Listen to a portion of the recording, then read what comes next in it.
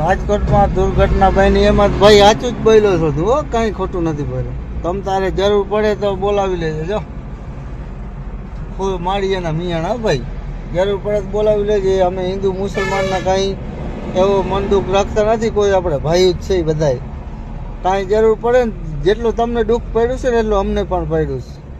મિત્રો, રાજકોટમાં જે દુર્ઘટના બની ત્યારબાદ આ દરબારના ભાઈનો વિડીયો વાયરલ થયો. તો દરબારના ભાઈએ એવું કીધું હતું કે જે દુર્ઘટના બની છે એમાં મારા 5 સ્વજનો એટલે કે અમારા પરિવારના 5 લોકો છીનવાઈ ગયા છે, બરીને ભરદું થઈ ગયું છે રાજકોટના ગેમ ઝોનની અંદર. હવે હું જો એના લોકો જે એના માલિકો છે ગેમ ઝોનવાળાના, એને હું હત્યા કરી નાખીશ, ભલે મારે જેલમાં જવું પડે, મારી આગળ પાછળ કોઈ નથી. ત્યારે આના સપોર્ટમાં એક મુસલમાનના એક ભાઈ આવ્યા છે, મુસ્લિમ ભાઈના માણિયા મિયાણા ગામના. એણે કીધું છે કે અમે તમારી હારે જ છીએ, તમે સાચા છો, અમે હિન્દુ મુસલમાનો કોઈ ભેદભાવ રાખતા નથી. આવું કહીને કીધું ને અમારે ભલે કે જેલમાં જવું પડે, જેને જે કરવું હોય એ કરી લઈએ. તો આખો વિડીયો સાંભળીને વિડીયોને લાઇક કરીને શેર કરજો. આ ઘટના વિશે તમારું શું કહેવું એ કોમેન્ટ કરજો. આ ભાઈની એકતા ઉપર ખરેખર ગર્વ લીધા જેવો છે. એ ભાઈએ એવું કીધું છે કે હું હિન્દુ અને મુસલમાનને માનતો નથી, બધી એકતા છે, આપણે બધા ભાઈઓ જ છીએ. તો આ ભાઈ માટે એક લાઇક તો થઈ જાય મિત્રો, અને વિડીયોને શેર કરી દેજો. જુઓ, સાંભળો ધ્યાનથી.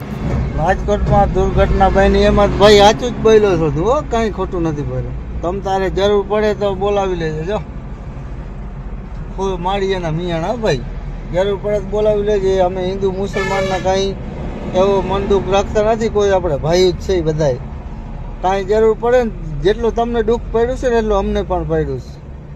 હવે અહીંયા ઝૂલતા પુલ તૂટ્યો તો એ લોકોને બધાને જામીન મળી ગયા. કાંઈ કોઈ વસ્તુ કોઈ કરી નથી. આ જે તમે ભાઈ બોલ્યા છો ને, 1 નંબર બોલ્યા છો. તમે તારે પાછી ન દેતા.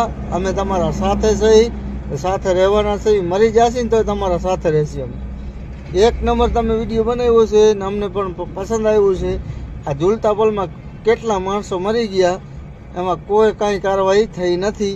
એમાં બધા માણસો છૂટી ગયા છે. બરાબર, જે આપણા મારા માથે જે કરવું એને છૂટ છે. અમે તમારા સાથે છીએ. ગમે ત્યારે અમારો કોન્ટેક્ટ